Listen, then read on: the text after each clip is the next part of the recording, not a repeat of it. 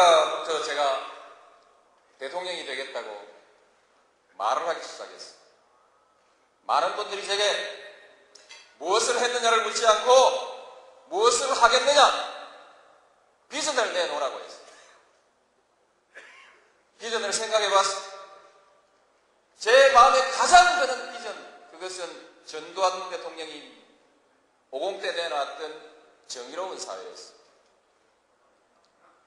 노태우 대통령이 내놨던 보통 사람의 시대도 상당히 매력 있는 비전이었어요. 신한국, 세계화, 정보화, 개혁, 문민정부의 비전도 참 좋았어요. 저는 국민의 정부의 비전은 달달합니다. 민주주의, 시장경제, 생산적 복지, 남북화해, 노사협력, 지식기반 사회. 저도 그렇게 말하면 됩니다. 저도 할 수 있습니다. 그러나 이렇게 말할 때 제 가슴은 공허합니다. 그 말을 누가 못하냐? 누가 무슨 말을 하느냐가 중요한 것이 아니라 누가 할 수 있느냐가 중요한 거 아니겠습니까? 오늘 아침에 저는 유종근 전북지사가 지으신 유종근의 신국가론이라는 책을 읽었습니다. 신뢰, 협동이라는 이 사회적 자본을 한국이 제대로 구축하느냐 못하느냐에 한국의 미래가 달린, 앞으로의 사회의 생산성은 생산 요소의 투입에 있는 것이 아니라 기술 혁신에 있는 것이 아니라 그 토대가 되는 사회적 신뢰를 어떻게 구축해 가느냐, 여기에 달려있다. 이렇게 써놓았습니다.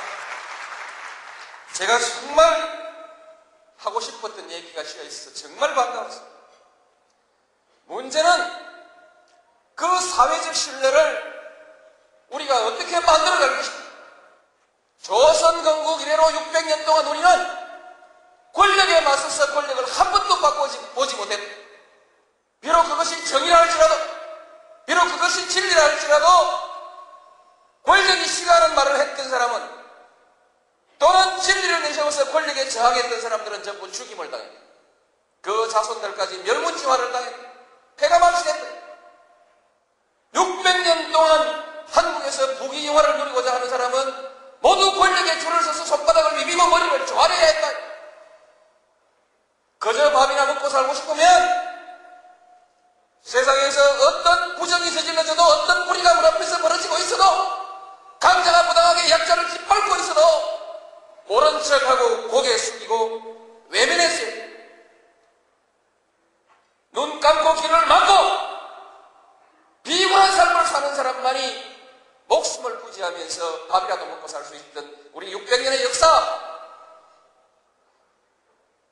제 어머니가 제게 남겨주었던 제 가훈은 야이놈아, 모난돌이 정 만든다, 계란으로 밥이 치기다, 바람 부는 대로 물결 치는 대로 눈치보며 살아라. 80년대 시위하다가 감옥 간 우리의 정의롭고 혈기 넘치는 우리 젊은 아이들에게 그 어머니들이 간곡히 타일렀던 그들의 가훈 역시 야이놈아, 계란으로 밥이 치기다, 그만둬라, 너는 뒤로 빠져라. 이 비겁한 교훈을 가르쳐야 했던 우리의 600년의 역사, 이 역사를 청산해야 한다. 권력에 맞서서 당당하게 권력을 한번 쟁취하는 우리의 역사가 이루어져야만이 이제 비로소 우리의 젊은이들이 떳떳하게 정의를 얘기할 수 있고 떳떳하게 불의에 맞설 수 있는 새로운 역사를 만들어낼 수 있다. 저는 민주당의 후보가 되는 순간 국민들에게 정계 재편을 제안할 것입니다. 지금의 이 정치 구도로서는 싸움밖에 할 것이 없습니다. 지역끼리 싸우니까 국회의원들도 국회에 가면 지역끼리 싸워야 합니다.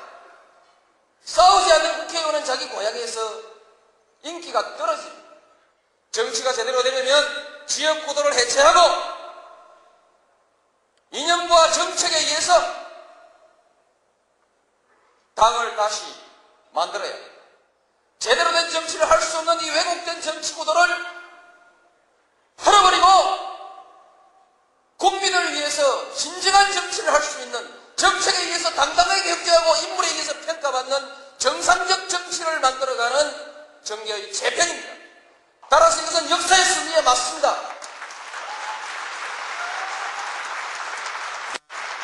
이 정계개편은 옛날 권력이 하던 정계개편과는 달리 뒷방에서 겁 주고 돈 주고 쑥덕쑥덕 하면서 밤중에 야반 도주하듯이 보따리 싸들고 이당 저당으로 도망가는 그와 같은 정계개편이 아니라 당당하게 국민들에게 제안하고 국민들의 지지를 받고 그리고 그 국민들의 심판을 받아서 지역의 유권자들이 명령하는 대로 국회의원들이 당당히 자기가 가야 할 곳을 찾아가는 정정당당한 정계개편이 될 것입니다. 많은 한나라당 의원들이 남북 대화와 화해를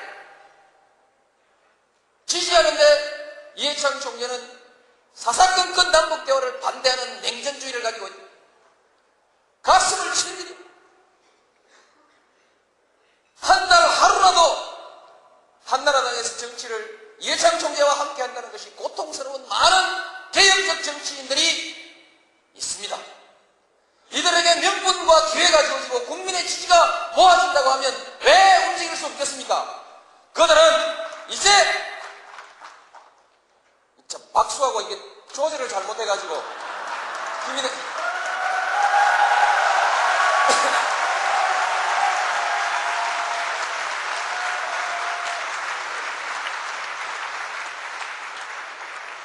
정계개편 하면서 지방자치 선거 치르고 정계개편 완성하면서 대통령 선거 치르고 2003년 2월 새 정부가 출범할 때에는 우리 민주당이 여대 국회로서 안정된 정치적 토대 위에서 이제 본격적인 개혁을 그리고 본격적인 남북 대화를 진행해 나갈 수 있는 그런 정당으로 그런 정부로 새롭게 출발하게 될 것입니다. 여러분,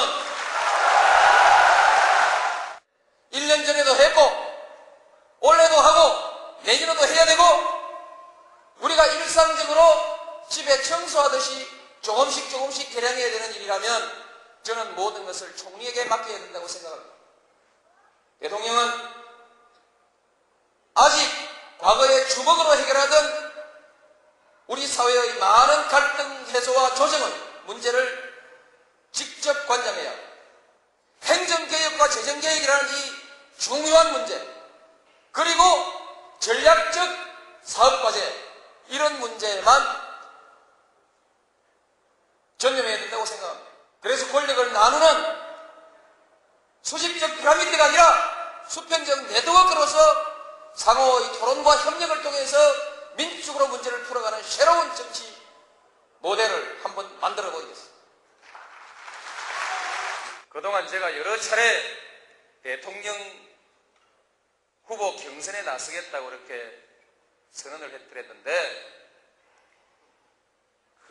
아직 공식이 아니라고 보는가 싶습니다. 그래서 오늘 공식 선언하냐고 자꾸 묻길래 공식한 공식이 어디 있냐고 그랬더니 공식으로 해야 신문에 써준대요. 그래서 오늘 이 얘기를 대통령 후보 경선에 나서는 공식 선언으로 받아들여 주시기 바랍니다. 이거